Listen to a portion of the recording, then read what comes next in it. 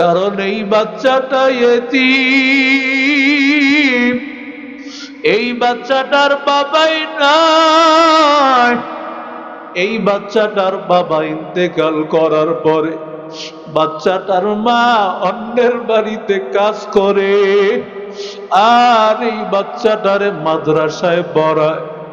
এমন ছাত্র আমার এই মানহালেও আছে, হুজুরের মাদ্রাসায়ও আছে। ওরে যুবক, আমার হাতে এই ছেলেটারে দিয়া বলেছে, হুজুর এই ছেলেটারে মানুষ বানাইবেন, এই ছেলেটারে হাফেজ বানাইবেন, এই ছেলেটারে আলেম বানাইবেন। অন্যের বাড়িতে কাজ করিয়া মাঝে মধ্যে ওই বাড়িতে কিছু খাবার দেয়, ওই খাবারগুলো বাচ্চাটার জন্য মাদ্রাসায় নিয়ে আসে। সব সময় বাচ্চাটার প্রতি মায়া। হুজুর আমি ওর মা যদি আসে, আমি ওর মারে কি জবাব দিব? এবার আল্লামা সিররে সাক্তির দরবারে জুনায়েদ বাগদাদি, আল্লাহর গোলাম জুনায়েদ বাগদাদি, আল্লাহর বান্দা বসা। জুনায়েদ বাগদাদিকে বলেন, ও জুনায়েদ বাগদাদি, যা এই বাচ্চার মাকে গিয়া বুঝা। এবার বাচ্চার মাকে ডাক দিয়া বলেন, আপনার সন্তানটারে কেন মাদ্রাসায় দিয়েছেন? ডাক দিয়া বলে, ও বাবা, আমার সন্তানটারে মাদ্রাসায় দিয়েছি কারণ হলো আমি চাই আসরের ময়দানে আমার সন্তান আমারে যেন জান্নাতে নিয়ে যায়। আমার এই সন্তান আমারে যেন জান্নাতে আমার সন্তান নিয়ে যায়। আমি একজন জান্নাতি সন্তানের মা হই। হুজুর ডাক দিয়া বলে, ও মা, তোমার আশা আল্লাহ পূরণ করে ফেলেছেন, চিন্তা করিও না মা, আল্লাহ তোমার আশা পূরণ করে ফেলেছে। তোমার ওই সন্তান হুজুরের ওজুর পানি আনতে গিয়া নদীর স্রোতে ভাসিয়া তোমার সন্তানটা মারা গেছে। বাচ্চার মাটা তাকাইয়া দেখেন কেমন ধৈর্যশীলা নারী, কেমন ধৈর্যশীলা নারী। আল্লাহর বান্দি ডাক দিয়া বলে, ও আল্লাহর বান্দা, হযরত আমার কোনো অভিযোগ নাই, আমার সন্তান জান্নাতি, আমার কোনো অভিযোগ নাই। তবে আমার একটা আফসোস আছে, আল্লাহ কি জানতেন না আমার বাচ্চাটা আর বাঁচবে না? এটা তো আমার আল্লাহ জানতো।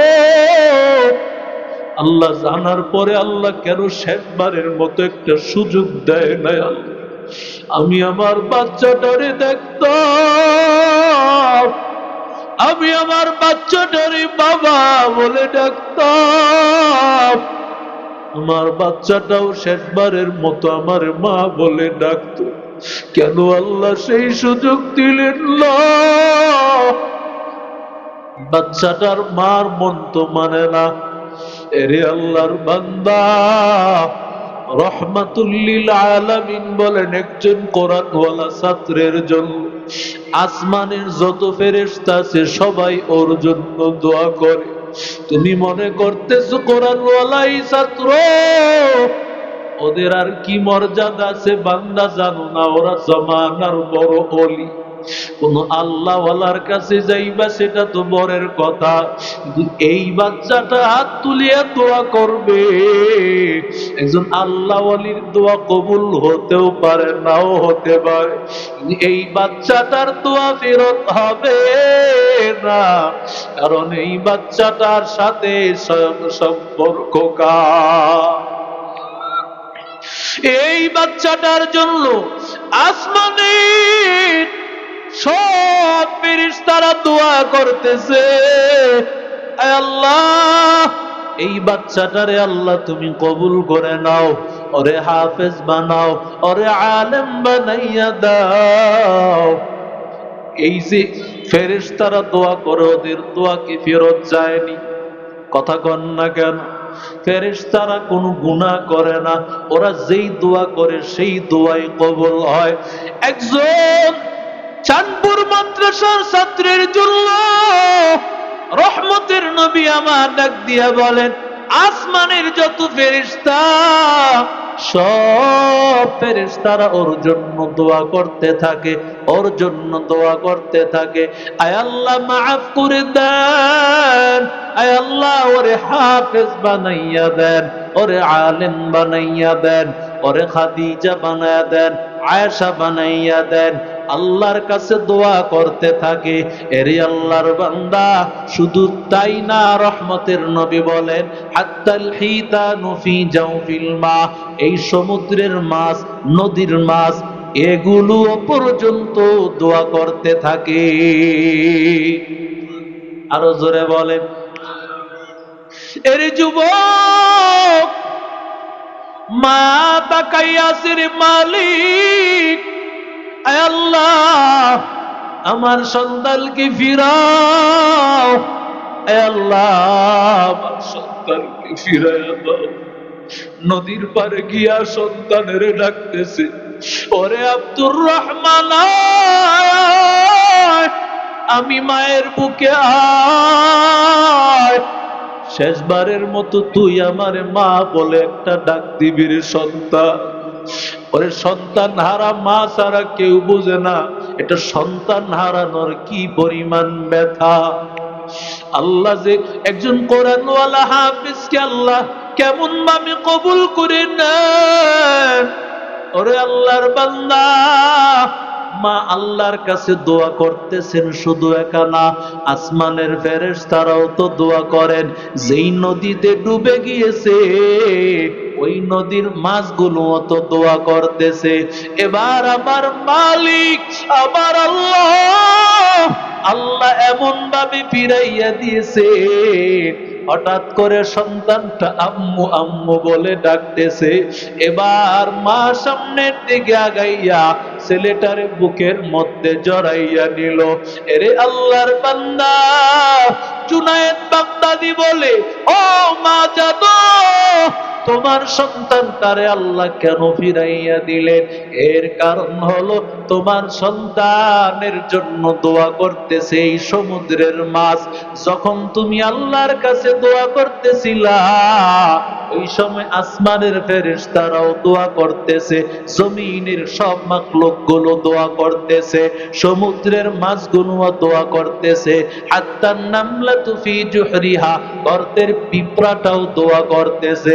এমন একটা সন্তান রেখে যাই ওরে যুবক, ও চাঁদপুর এলাকার ভাই, ও পর্দার অন্তরালের মা, মনটা কি চায় না একটা হাফেজের মা হইয়া যাইবা কবরে বাবা, একটা আলেমের বাবা হইয়া কবরে যাইবা? তোমার সন্তান হাত তুলে দোয়া করবে, হাত তুলতে দেরি হবে, দোয়া কবুল হতে দেরি হবে না। রাজি আছেন ইনশাআল্লাহ? সন্তানগুলোকে মাদ্রাসায় পড়াবেন? রাজি আছেন ইনশাআল্লাহ? হাফেজ বানানো লাগবে না। আমি বলি অন্তত 3টা বছর আপনার কাছে চাই। কয় বছর? 3টা বছর দিয়েন মাদ্রাসায়, 3টা বছর। এই ছেলেটা নামাজ শিখবে, কোরআনটা শিখবে, তাসবিহ তাহলিল সব আমলগুলো শিখে এরপরে এই ছেলে ডাক্তার হোক, সে নামাজ নিজেও পড়তে পারবে, আল্লাহ কবুল করলে আপনার জানাজাও পড়াতে পারবে। আল্লাহ বলতেন, ও গোলাম, আমি আল্লাহর সামনে দাঁড়াইছো, আমি এত বড় মালিক, এত বড় কুদরতওয়ালা আল্লাহ, আমি আল্লাহর কাছে দাঁড়াইলা তো এমন ভাবে কেন দাঁড়াইলা? নামাজে দাঁড়াইছো, তোমার মনোযোগ নাই, আমি আল্লাহ তোমার নামাজ কবুল করব না, বাতিল করে দিলাম। এই কথা আল্লাহ বলে না, বরং আল্লাহ তাআলা বান্দা কষ্ট করে নামাজটা শুরু করছে, এটা নষ্ট হবে না। আল্লাহ তাআলা ডাক দিয়া বলেন, বান্দা যেই আমল শুরু করেছো ওই আমল আমি আল্লাহ নষ্ট করে দিব না। हकीकत से तू दुनिया बेखबर है, तू दुनिया की नुमाइश पर नजर आए नमी गोया के अस दुनिया जुदाबाज बहर करे के बाशी बा खुदाबाज चिस्ते दुनिया از خدا غافل بودن نیقمش قنقره پر زندزان آبادر کشتی هلاک کشتیات آب اندر زیر کشتی پشتیات এমপি সাহেবের সামনে দাঁড়াইবা অ্যাপ্লিকেশন দিবা ভুল হয় কি হয় না এই জন্য কতবার নজর করে এলাকাটা দেখেছো যাতে করে এমপি সাহেব অ্যাপ্লিকেশনটা পাইলে ছুঁড়ে ফেলে না দেয় ভুল হলে গ্রহণ করবে না অ্যাকসেপ্ট করবে না আল্লাহ তাআলা কি কোনো এমপির সমান মর্যাদা আমার আল্লাহ কথা বলেন না কেন খালেদা জিয়ার মতো সম্মান আল্লাহ শেখ হাসিনার মতো বারাক ওবামার মতো কার মতো বলে আল্লাহ কেমন আবার আল্লাহর মতো মালিক কেউ নাই ওই মালিককে একবার বান্দা ডাকতে দেরি সাথে সাথে আল্লাহ কবুল করতে দেরি না কেমন মালিক পেয়েছো যেই মালিকের একবার ডাকতে দেরি হয় আল্লাহ তাআলার একটা নাম এই নামকে বলা হয় ইসমে আজম এই ইসমে আজম কোন নাম কেউ বলেছেন আল্লাহ এটা ইসমে আজম কেউ বলছেন হাইয়ুন আল্লাহু লা ইলাহা ইল্লা হুয়াল হাইয়ুল কাইয়্যুম হাইয়ুন কাইয়্যুম এটা আল্লাহর ইসমে আজম এই ইসমে আজম দিয়া যখন বান্দা দোয়া করে আল্লাহ ডাক দিয়া বলে গোলাম আল ইসমুল আজম আল্লাযী ইযা দুইয়া উজিবা যখন বান্দা ইসমে আজমের দোহাই দিয়া আল্লাহর কাছে মাপ চায় আল্লাহর কাছে দোয়া করে দোয়া করতে দেরি হবে আমার আল্লাহ কবুল করতে দেরি হবে না আল্লাহু আল্লাহ আল্লাহু আল্লাহ আল্লাহু আল্লাহ আল্লাহু আল্লাহ আল্লাহু আল্লাহ জিকরে খুদা সে কলবো জবা জিন্দা করো আল্লাহু আল্লাহ আল্লাহু আল্লাহ আল্লাহু আল্লাহ জিকরে খুদা সে কলবো জবা জিন্দা করো আল্লাহু আল্লাহ আল্লাহু আল্লাহ जिक्रे खुदा हर दम तू हर जा में करते रहो जिक्रे खुदा ये मर्दों से दूर ग़िज़ाए रूह जिक्रे खुदा हर दम तू हर जा में करते रहो जिक्रे खुदा ये मर्दों से दूर ग़िज़ाए रूह करते करते दिल दुनिया में हो जुखिल सबको भूला अल्लाह अल्लाह ডাইকা দেখেন আল্লাহকে এইভাবে দোকানে বসে আল্লাহ আল্লাহ জিকির করেন কাস্টমার কানে ধরে পাঠাইবেন কে আরো জোরে বলেন কারণ আমার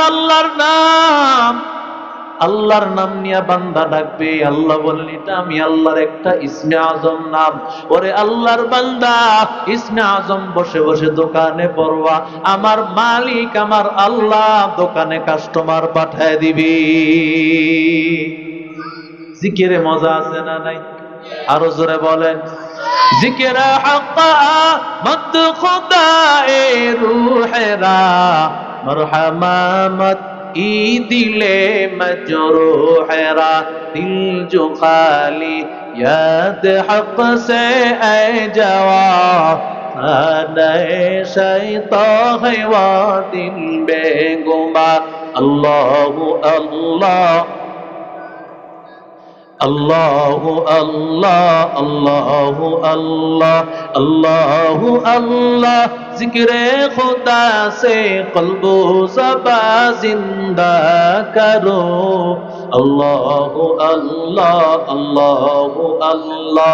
सुहबत में रहमत, निस्बत में तरीक़त कभी न छोड़। सुहबत में रहमत, निस्बत में तरीक़त कभी न छोड़। इस्लाह बातिन नजरे सादिकीन से हो भी जरूर। अहले दिल से मिलो अपने आप को भूलो, अहले दिल से मिलो अपने आप को भूलो। जिक्रे इलाह अल्लाह अल्लाह अल्लाह अल्लाह। जिक्रे खुदा से कल्बो ज़बा जिंदा करो। अल्लाह अल्लाह अल्लाह अल्लाह अल्लाह अल्लाह। जिक्रे खुदा से कल्बो ज़बा जिंदा करो।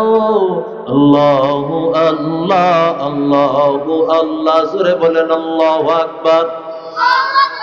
এরে নবীর আশিক উম্মতের দল, এই যে আমরা আরবি ব্যাকরণ পড়তেছি, আলেম হতে হইলে আরবি একটা ব্যাকরণের নাম নাহমির কিতাব। খলিল আহমদ নাহবি রহমতুল্লাহ আলাই জগৎ বিখ্যাত একজন নাহবিদ বলা হয়, আরবি শাস্ত্রবিদ বলা হয়, অলংকার শাস্ত্রবিদ। ওই আল্লাহর গোলাম দুনিয়া থেকে বিদায় হয়ে যাওয়ার পর এক আল্লাহর গোলাম স্বপ্ন তারে দেখতেছেন, ও আল্লাহর বান্দা আপনি দুনিয়া থেকে চলে গেছেন, আপনি চলে যাওয়ার পর আপনার সেই অলংকার শাস্ত্রগুলো আর তালাশ করে পাই না, আপনার সেই বিদ্যা জ্ঞান আর আমি তালাশ করে পাই না। এই কথা বলার পর খলিল আহমদ নাহবি কি বলেন, ভালো করে খেয়াল করে শোনো। আল্লাহর বান্দা ডাক দিয়া বলে, তোমার মাথা কি খারাপ হয়েছে? তুমি তোমার জ্ঞানী কথাগুলো নিয়ে বসে আছো, তুমি আমারে জিজ্ঞাসা করলা না আমার আল্লাহ আমারে কোন কারণে মাফ করেছে? সুবহানাল্লাহ। আল্লাহর বান্দা ডাক দিয়া বলেন, ও আল্লাহর ওলি, আমাকে বলেন কোন কারণে আল্লাহ আপনাকে ক্ষমা করেছেন? আল্লাহর বান্দা বলেন, আমি একটা আমল সব সময় আমি করতাম, সুবহানাল্লাহি ওয়ালহামদুলিল্লাহ ওয়ালা ইলাহা ইল্লাল্লাহু আল্লাহু আকবার। আমি সব সময় আমল করতাম, সুবহানাল্লাহি ওয়ালহামদুলিল্লাহ ওয়ালা ইলাহা ইল্লাল্লাহু আল্লাহু আকবার। সুবহানাল্লাহ নামাজের পরে 33 বার আমরা পড়ি, আলহামদুলিল্লাহ 33 বার, আল্লাহু আকবার 33 বার। এবার এটার সাথে এই আমলটাও বাড়ায় দেই, সুবহানাল্লাহি ওয়ালহামদুলিল্লাহি ওয়ালা ইলাহা ইল্লাল্লাহু আল্লাহু আকবার। পয়গম্বর বলেন, এই আমল যদি তোমার ভেতরে আসে, আল্লাহ তাআলা এই উসিলায় তোমার সব গুনাহ মাফ করে দিবে।